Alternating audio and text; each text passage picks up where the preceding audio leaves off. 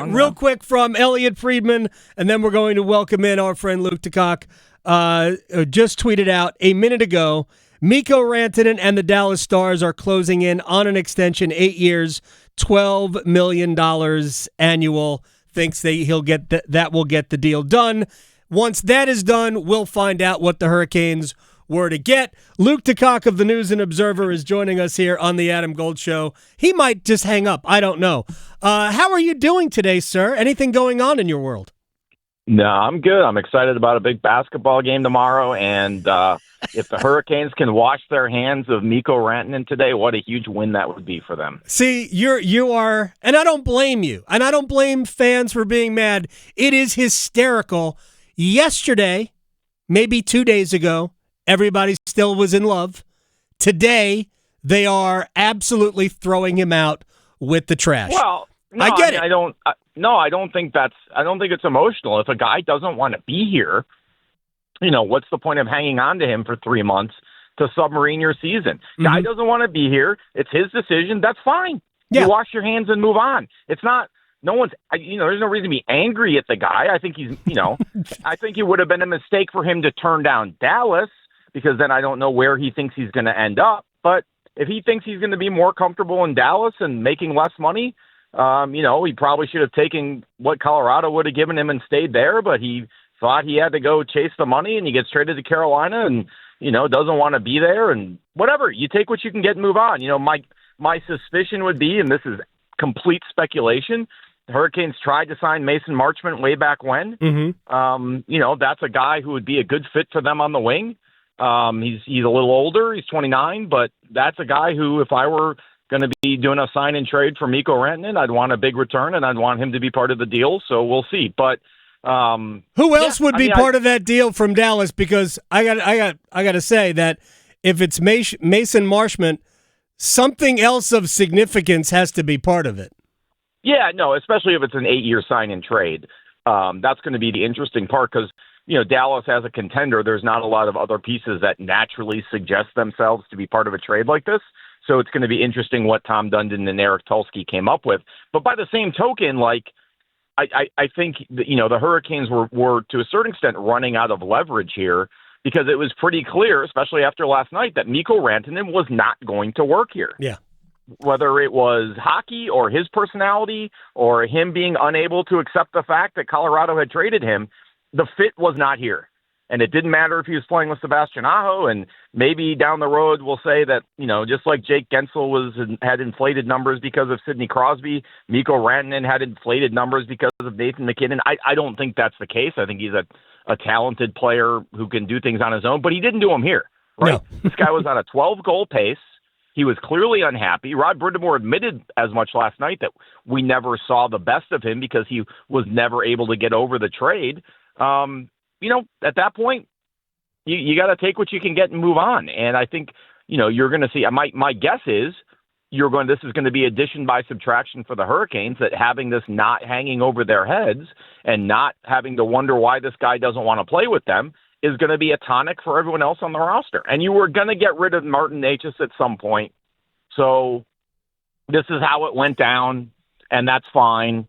You took a swing. It didn't work. Clearly there was some bad information in there that Rantanen would be willing to sign with Carolina, and I'm sure that'll all get leaked out over the next couple of days.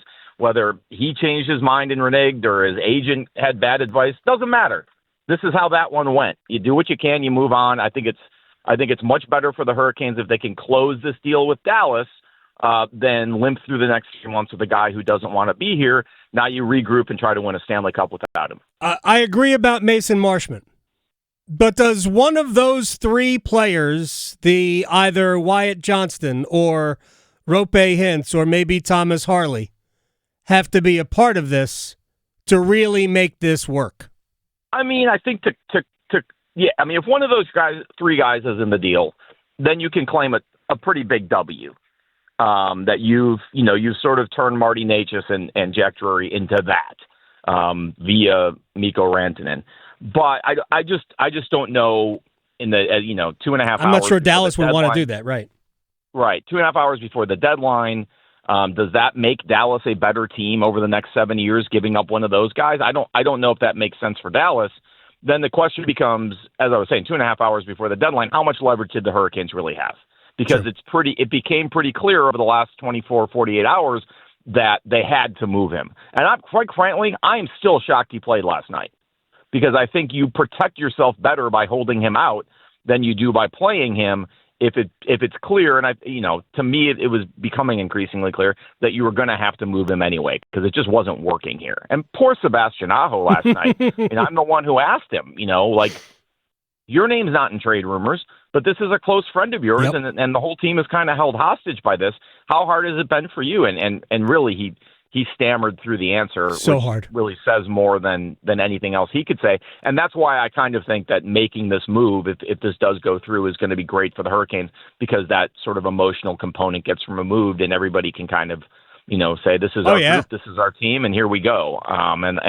Look, they haven't played very well since the trade.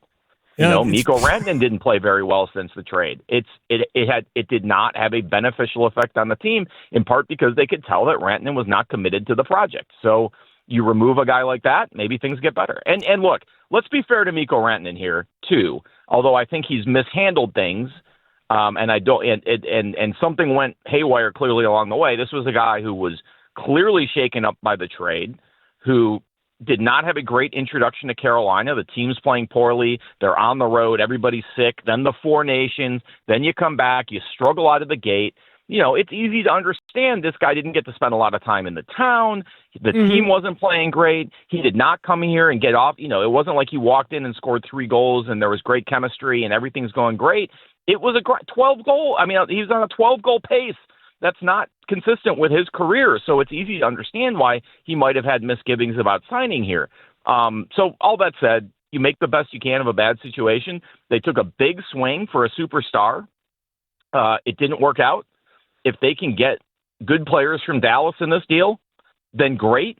Then things worked out fine for them in the end. If they can't, if they've got a player or two in there who can help them this year, then to me, at this point, that's fine too. You take what you can get at this point and you move on. Let me throw this at you. Luke DeCock of the News and Observer is joining us here on the Adam Gold Show. It's just there are so many moving parts to this. Are we judging Eric Tulsky on the result of this? It's a tough one, because, if you take a step back and say, you made a deal for this guy, you couldn't sign him. And then, I think you will. Here's what I think you judge Eric Tulsky on. I think they made that deal. I think we were all sort of told this behind the scenes. They made that deal in the belief that they would be able to sign him and that they were making this deal for the next 8 years. Yes. Not as a, let's get him in here and see how he feels. That they believed, whatever assurances they had been given or maybe misunderstood, they believed that Mikko Rantanen would sign here when they made that deal. Obviously, that's not how it worked out. So without knowing exactly what broke down between the Hurricanes and Rantanen, or between the Hurricanes and Rantanen's agent, or between Rantanen and his agent, who knows? Without knowing that, I say you judge Eric Tulsky on the deal he does today. How does he get out of this? They got themselves into it. Best of intentions, all that. How did they extricate themselves from what was turning into a very bad situation? And if the team goes on to win 8 of its next 9 or 11 of its next 12, regardless of who comes in from Dallas, if that deal indeed does go through, then you'll say, they made the right decision getting out of that situation. And I think that's how we're going to judge this going forward. I don't think you can judge this yet, because I think you have to see. We have to see the return is, right. We have to see what the return is. And we have to see how they play without him, because I really do think the uncertainty of this situation was weighing on this team both before and after the Four Nations. Certainly it's been weighing on Sebastian Aho, and, he did not add a lot to a power play that's really struggled since they lost Martin Necas's zone injuries. So, and was struggling before that, to be fair, but that's a huge component of it. So I think it's going to take some time for the dust to settle here and really sort of assess, are the Hurricanes a better team on March 20th than they were on January 20th? Luke DeCock of the News and Observer is here on the Adam Gold Show. Last issue, if you will. I guess we're not going to talk basketball. I'll talk basketball next hour. if you look at the Metropolitan Division side of the Eastern Conference playoffs, I mean, they could get to the Eastern Conference Finals. I'm not sure anybody thinks that the Devils are great. And heck, the Devils might not even be Carolina's opponent the way they're playing. It might be Columbus, although Columbus has lost 2 in a row. The Rangers are coming, but the Rangers just lost to Washington. So I'm not sure. The Rangers haven't been good all year long. I'm not sure. And Washington's time is coming. Like, there's no way they can sustain this. Right. So, I mean, the Hurricanes could win 2 rounds of the playoffs with Rantanen or not. They could win two rounds of the playoffs. So, yeah, this season could end up where many seasons have ended up, or at least 2, in the Eastern Conference Finals, and then you're going up against the behemoth. But you know, there should be a behemoth in the Eastern Conference Finals. I don't know. Maybe Carolina will just vibe their way into a Stanley Cup Finals without Mikko Rantanen. Yeah, or maybe they get to play Toronto and they're the beneficiary of the inevitable Toronto choke. I don't know. I don't think as things currently stand, and I think we have some historical proof for this. I don't think the Hurricanes are built in a way that they can be confident that they're going to beat the Panthers if that happens again. I think they'd feel better about playing the Leafs. And who knows, but Tampa's had their number 2 over the years. So it's a tough situation when you look at sort of the Eastern Conference, but certainly not in the division in the first 2 rounds. I think that expectation for them remains the same, that they should come out of that, maybe not based on their regular season, but this is a team now where you say based on their playoff experience. None of this should be new to them. So, yeah, I mean, I think my preference if I were a Hurricanes player would be to avoid the Devils, just because there's only so many times you can beat a team. There's only eventually Eric Hall is going to win a playoff series. Like the law of averages suggests that, you flip a coin 100 times, it's going to come up tails once. It may take 100 tries for Eric Hall. But, my point is I think you'd rather play a team like Columbus that has no playoff experience, or a team like Washington that is ripe to fall, than necessarily a Devils team that has a little bit of playoff experience and a bone to pick with the Hurricanes. So it's an interesting dynamic, but you're right. I mean, I think you really have to think about, is this team built to beat really probably the Panthers? And in that case, that's a situation where you think Mikko Rantanen might have potentially helped them. That's not how it's going to be. But and Adam, before I go here, I know you're getting up against a break. I want to point one thing out that's not hockey related. Yesterday, the NNO, in conjunction with members of the Triangle Media, we give out the Carlton Tudor Award in honor of our late columnist, to the basketball player in the Triangle who's most cooperative with the media. This year's winner was R.J. Davis. He's been great over his career, and good times and bad. A lot of mutual respect there. So I just wanted to make sure that your listeners were aware of that. Obviously, the story's on our website now, but we congratulations to R.J. Davis and our appreciation for five long years at times of fruitful discussions with the Triangle Media Corps. Good for him. Thanks for bringing that up. Give me a pick tomorrow. I'm going to take Duke. I just think Duke is a wrecking machine. As I wrote today, their postseason starts now. They don't want to show any weakness. They don't want to let that little hint of what happened in 2022 enter. They've been beating people by 20, 30 points. They need to go into the Smith Center, do it again, and carry that momentum into a postseason where they're expected to win 9 in a row. I agree. I think this game matters as much or more to Duke than it does to North Carolina. I think next week matters to Duke. I think they are here to collect silverware. While they're not going to collect silverware, I do want to give your Everton side some props for righting the ship with David Moyes. No worries about relegation. Good for Everton.